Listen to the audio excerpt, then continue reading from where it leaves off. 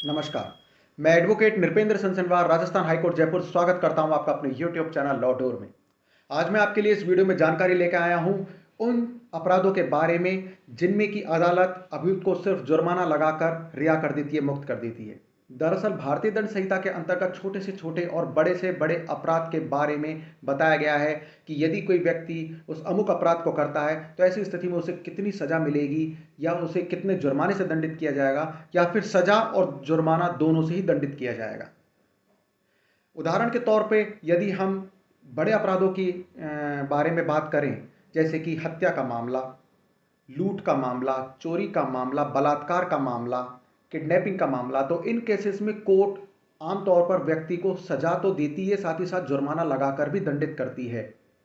परंतु कुछ ऐसे अपराध भी हैं भारतीय दंड संहिता में जिनमें कि कोर्ट समरी ट्रायल करके या फिर अभियुक्त को जुर्म कबूल करने पर एक जुर्माना लगाकर ही रिहा कर देती है।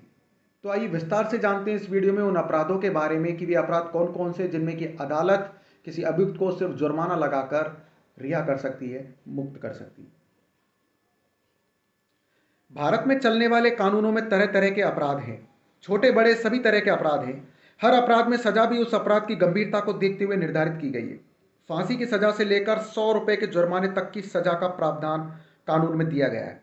कुछ छोटे ऐसे अपराध हैं जहां अदालत के पास 1 महीना 6 महीना तक के कारावास की सजा देने की शक्तियां होती हैं, लेकिन अदालत उदारता के साथ ऐसे छोटे अपराधों में कारावास की सजा न देकर नाममात्र का जुर्माना लगा देती है, क्योंकि भारत की जेलों में इतने अपराधी हो चुके हैं कि अपराधियों को रखने एवं उनकी देखरेख की व्यवस्था भी मुश्किल हो जाती है।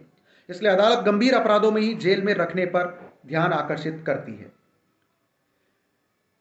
उन अपराधों के बारे में आज इस वीडियो में बताने जा रहे हैं जिनमें कि अदालत आरोपी द्वारा जुर्म कबूल करने पर जुर्माना कर देती है। हालांकि ऐसा तभी होता है जब अभियुक्त अपना जुर्म कबूल कर लेता है। इससे अदालत का समय भी बच जाता है और इतने समय में किसी गंभीर प्रकरण को अदालत के द्वारा सुना जा सकता है। सबसे पहले बात करते हैं जुआ या सट्टे के अपराध के बारे में। भारत में जुआ और किसी भी तरह का सट्टा खेलना या खिलवाना दोनों ही पूरी तरह से प्रतिबंधित है। इसे अपराध घोषित करके कारावास की सजा का उपबंध भी किया गया है। भारत में जुए को प्रतिबंधित करके अपराध बनाने वाला कानून सार्वजनिक जुआ अधिनियम 1867 है। इस अधिनियम के अंतर्गत जुआ खेलना और खिलवाना दोनों ही कारावास से दंडनीय अपराध होते हैं। हालांकि सुप्रीम कोर्ट यह स्पष्ट कर चुकी है कि बगैर मजिस्ट्रेट की इजाजत के पुलिस द्वारा छापा नहीं मारा जा सकता है, क्योंकि इस अधिनियम के अंतर्गत अपराध गैर संज्ञेय अपराध होता है, यानी कि नॉन कॉग्निजेबल ऑफेंस होता है, जिसमें पुलिस को सीआरपीसी के सेक्शन 155 के अंतर्गत किसी भी मामले पर कार्रवाई करने से पहले मजिस्ट्रेट से इजाजत लेना जरूरी होता है।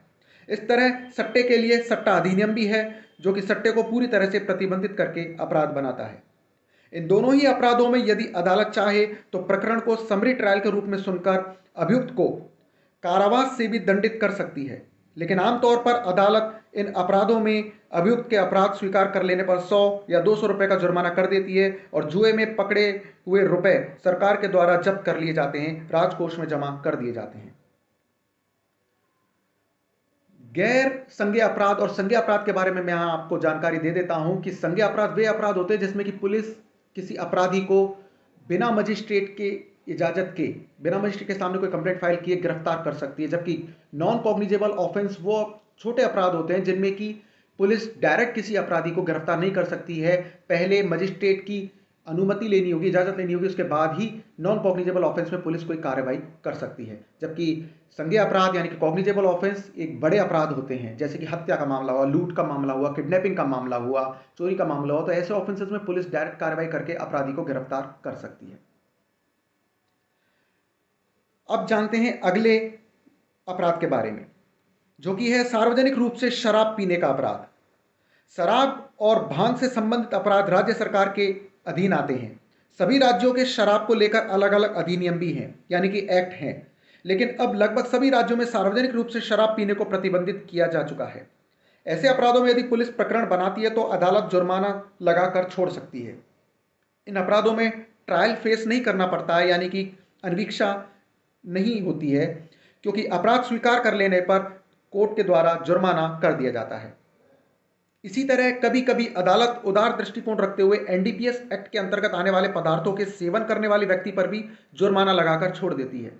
हालांकि यह थोड़ा गंभीर मामला है, इसलिए अदालत इस अपराध में अधिकांश जुर्माना लगाकर नहीं छोड़ती है और व्यक्ति को ट्रायल फेस करनी पड़ती है, यानी कि अन्वीक्षा से गुजरना पड़ता है और पूरी ट्रायल फेस करने के बाद में उसे कोर्ट के द्वारा एप्रोप्रिएट या प्रॉपर सजा भी सुनाई जाती है। कम मात्रा में शराब जब्त होने पर भी अदालत अपराध स्वीकार करने पर मामला खत्म करके अभियुक्त को जुर्माना लगा देती है।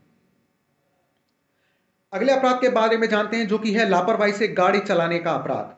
लापरवाही से कोई भी मोटरयान चलाने वाले पर या फिर कोई अन्य सवारी चलाने वाले पर आईपीसी के सेक्शन 279 का अपराध लागू होता है।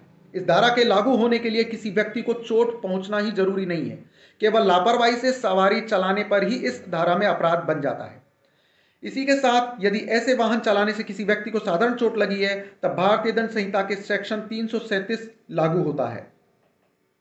इन दोनों ही अपराधों में अदालत अभियुक्त को जुर्माना लगाकर छोड़ देती है।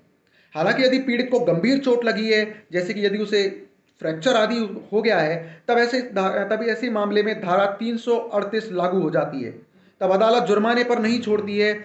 ऐसे में अगर अभियुक्त अपराध स्वीकार कर ले तो उसे कारावास का दंड दिया जाता है।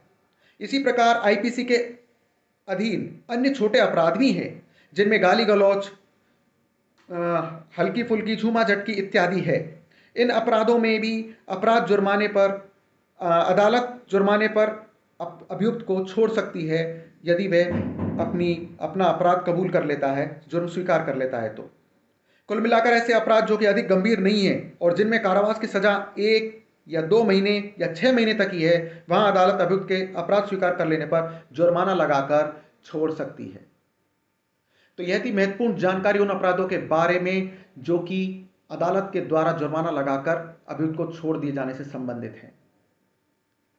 तो यह जानकारी आपको कैसी लगी मुझे कमेंट बॉक्स में लिख के जरूर बताएं। मिलते हैं एक नई कानूनी जानकारी के साथ अपने अगली वीडियो में। नमस्कार।